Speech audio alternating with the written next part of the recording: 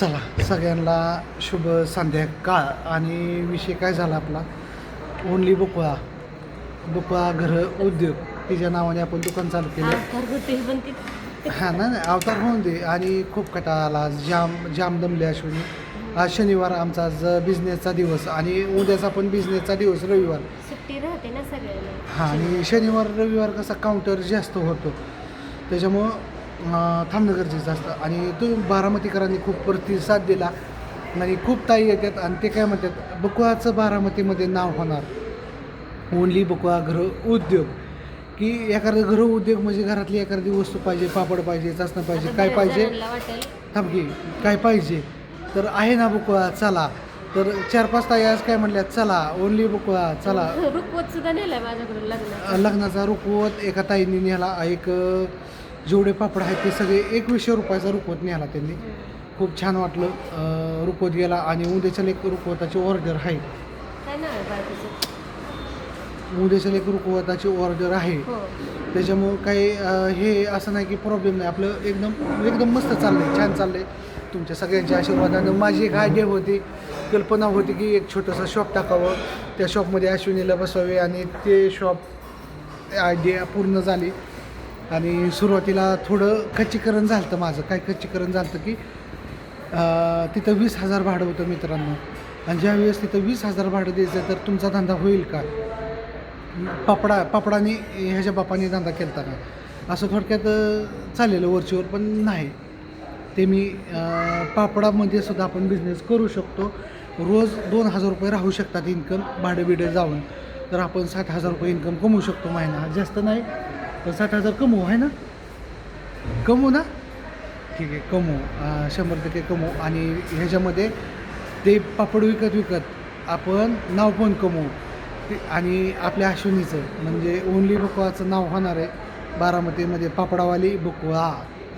पापड असो, लोणचा असो, मसाला असो, ऑल इन वन म्हणजे बकुळा तिचं नाव करायचं. कारण की आपल्याकडे सगळं उत्कृष्ट क्वालिटीचं, सगळ्या क्वालिटीचं म्हणजे पापड ऑल क्वालिटीज आहेत आपल्याकडे. भरपूर प्रकारचे पापड आहेत, भरपूर प्रकारचे मसाले आहेत. मसाल्याचा खूप रिस्पॉन्स पण चांगला आहे कारण की आपण ठेवतानाच एकदम चांगल्या क्वालिटीचे, एकदम मस्त क्वालिटीचे मसाले ठेवलेले आहेत.